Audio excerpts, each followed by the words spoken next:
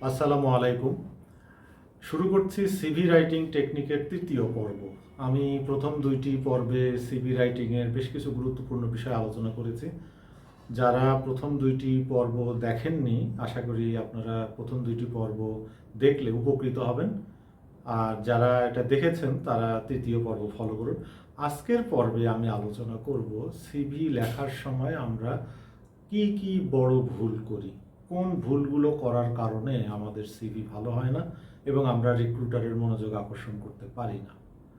প্রথম যে ভুলটা আমরা করি সেটা হচ্ছে যে বেশিরভাগ ক্ষেত্রে দেখা যায় যে যারা আমরা সিভি লিখি তারা অন্য কারো সিভি কপি করি।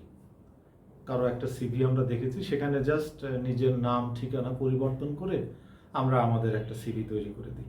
এটা হচ্ছে বড় ভুল। এটা করলে অসুবিধা যেটা হয় সেটা হচ্ছে যে আপনি অন্যের দক্ষতাগুলোকে কপি করছেন, নিজের দক্ষতাগুলোকে আপনি প্রেজেন্ট করছেন না। এটা হচ্ছে বড় ভুল। ফলে হয় কি, আপনার সিভির মান অনেক খারাপ হয়ে যায়।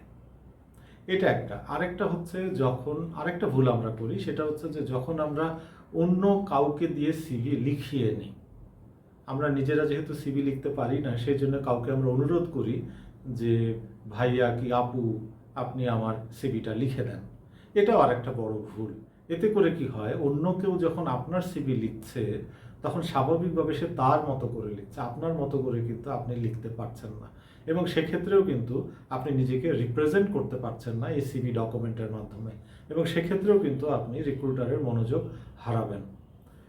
আপনাকে যে কাজটি করতে হবে, সিভি লেখা শিখতে হবে।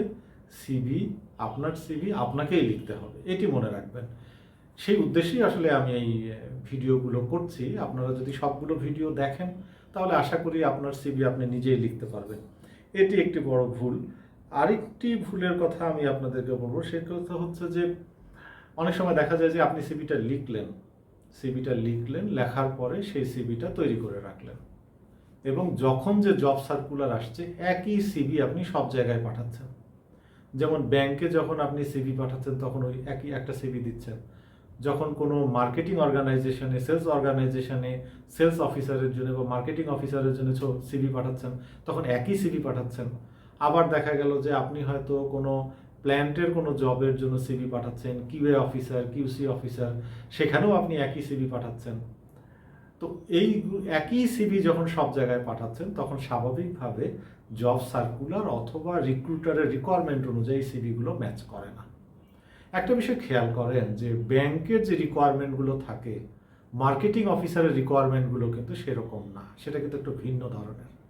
আপনাকে যেটা করতে হবে, জবের গুরুত্ব অনুযায়ী জব সার্কুলারে যে রিকোয়ারমেন্টগুলো থাকে, যে বিষয়গুলো চাওয়া হয়, সেইগুলোকে মাথায় রেখে আপনাকে সিভি লিখতে হবে। আপনাকে যে কাজটা করতে হবে, আপনাকে একটা স্ট্যান্ডার্ড সিভি বানাতে হবে। আপনি একটা স্ট্যান্ডার্ড সিভি প্রথমে লেখেন, তারপরে যখন যে জব সার্কুলার আসবে সেই জব সার্কুলার অনুযায়ী আপনার সিভিটাকে সামান্য কিছু পরিবর্তন করতে হবে। কোথাও কমিউনিকেশন স্কিল বেশি করে চাওয়া হচ্ছে, সেখানে আপনি কমিউনিকেশন স্কিলটাকে হাইলাইট করেন। কোথাও হয়তো অভিজ্ঞতা চাওয়া হয়েছে, সেখানে অভিজ্ঞতার বিষয়টাকে হাইলাইট করেন।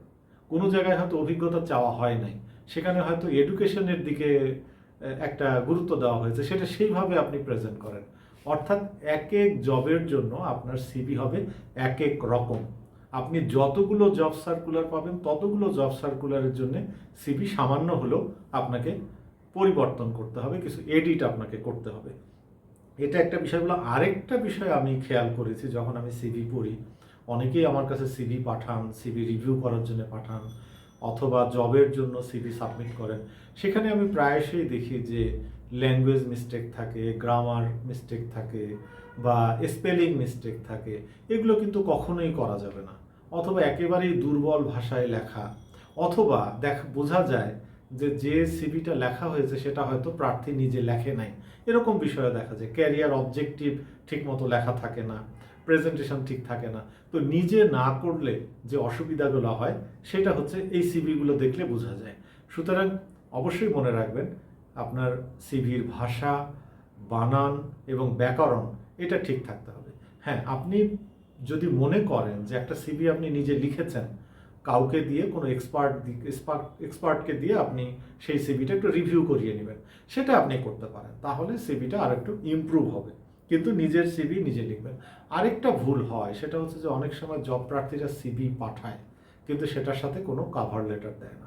কাভার লেটার হচ্ছে একটা জব অ্যাপ্লিকেশন, সিভির সাথে সেটাকে অ্যাটাচ করতে হয়। আমি পরবর্তী ভিডিওতে আমি কাভার লেটার সম্পর্কে আপনাদের সাথে আলোচনা করব, তাহলে আপনারা বুঝতে পারবেন যে কাভার লেটারে কী কী বিষয় থাকে এবং সেটা কিভাবে লিখতে হয়। আজকে এ পর্যন্তই। আপনারা সবাই ভালো থাকবেন। পরবর্তী ভিডিও দেখার জন্য আপনাদের আমন্ত্রণ জানাই। আপনারা যারা সিভি রাইটিং টেকনিক সম্পর্কে জানতে চান, আশা করি আগামী ভিডিওগুলো দেখলে আপনারা সিভি রাইটিং টেকনিক সম্পর্কে একটা সম্পূর্ণ ধারণা পাবেন। সবাই ভালো থাকবেন। আপনাদের জন্য শুভকামনা। আসসালামু আলাইকুম।